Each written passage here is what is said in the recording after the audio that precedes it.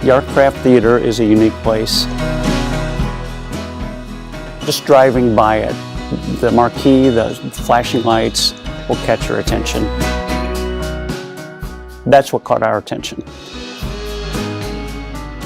Ever since we first opened the doors when we were leasing the theater in 2001, we have always been doing projects and showing movies at the same time. We experienced all the nostalgia in the lobby and also within the theater itself. But once we purchased our tickets, sat down, bought popcorn, the executive director, Rob Schultz, entertained the entire crowd prior to the movie. And that's really what turned us on to this theater. When people come to the Artcraft and they watch a classic movie, you know, you can have kids, parents, and grandparents all watching the same movie, like The Wizard of Oz that is coming up. And Grandpa can say, I sat right here. And that's what's so important about historic preservation, is that you can come back into a building and all of those memories come back. The seats were ancient, and you could smell it. They had the aroma of old popcorn. You could also feel it. You could feel the springs pushing your rear end from underneath. Oh, they were bad. They were awful. Yeah, the foam would literally be falling out of the seat. The springs would be hitting you in the rear end. The seats they had such wear patterns to them. It was like sitting in a well-formed saddle because it just wasn't what you would call comfortable. At that point, I thought maybe this might be a potential customer for Indiana Correctional Industries. Randy Reel came to me and talked to me about, hey, I understand you're looking at redoing seating. Would you be interested in having one of your seats done by my company?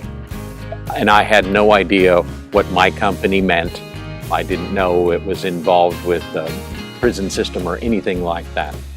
But we wanted to give him a shot at, you know, show us what you can do. We at ICI have been performing reupholstery and upholstery for decades. We've also been performing sandblasting and painting at another shop for decades. This seemed like the perfect fit. If we could somehow figure out a way to gather those seats, maybe in increments. When the sample came back, it was like, and how much is this going to be? And we had a budget to be under, and actually undershot that. Yes, we're going to go with this project. Randy is so underspoken about what they do. The guys at the shops, the reupholstery shop and the paint shop, I know from over a decade of working with Indiana Correctional Industries, I know what they're capable of doing. And I knew it when I presented this opportunity to Rob Schultz in the Artcraft Theater. I knew he'd be pleased, but he didn't know it. So I wanted to prove that. With every confidence in the world, I gathered those seats, took them to the shops, and they were anxious to show what they could do. All these seats got powder coat painted. The upholstery has been redone, and they did it at such an affordable rate. We couldn't beat that anywhere else. We were so impressed with the quality and the workmanship. The finished product was beautiful. The powder coat was perfect. The seats, the upholstery was just really excellently done. I was really quite impressed with the workmanship. I was shocked. The quality was exceptional. The coloring was exactly what we had asked for. And they shined. It was perfect, absolutely perfect. The feel of it, it's not just the seats, you have to understand it's the whole vibe of the theater. This is just another piece of the theater that gives you that feeling that you're still here and it's still part of the way it was. And I think without seats like this, yeah, if we were sitting in plastic seats, it wouldn't be the same. Not at all. To believe that that theater could once again be what it was. We're sort of the same way within Indiana Correctional Industries. We see the possibilities.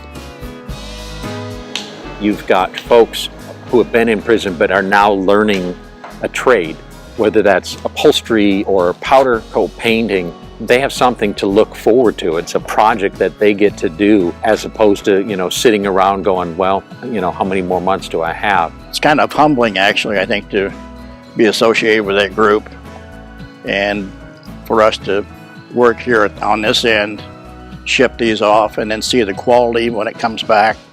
There's obvious pride in the work that they do there, and it shows in what you see here today. People, just because they've made some mistakes doesn't mean they're bad people necessarily, or that they can't do good work. And I think with the right direction, obviously, they're doing great work. So I'm more than happy to support their cause. We give buildings a second chance, and I think it exactly what Randy has been trying to do here too, is to get these folks another way out, another way to be optimistic about, when I'm done here, I could learn this trade and I could go on and make a living for myself. We're actually providing job skills for offenders that will eventually be released into our society, into our Indiana communities. And it'd be best for those folks and for everyone concerned if they had skills so that they could find a job and develop their life, pick up their lives, and carry on.